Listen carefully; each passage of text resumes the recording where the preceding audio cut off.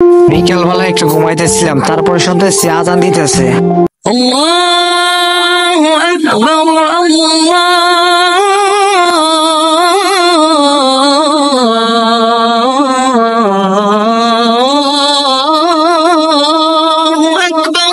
ঘুম থেকে উঠে দেখি বাইরে বৃষ্টি হইতেছে, এই বৃষ্টিতে ছোট ভাই ভিজতেছে। যাই হোক, এখন টুপিটা নিয়ে নিলাম।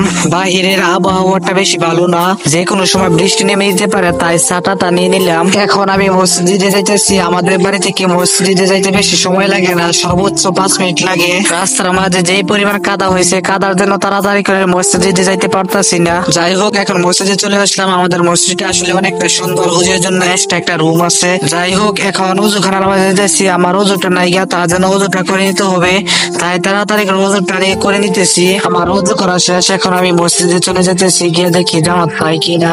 গিয়ে দেখি তারা 2-3 রাকাত নামাজ পড়ে ফেলছে।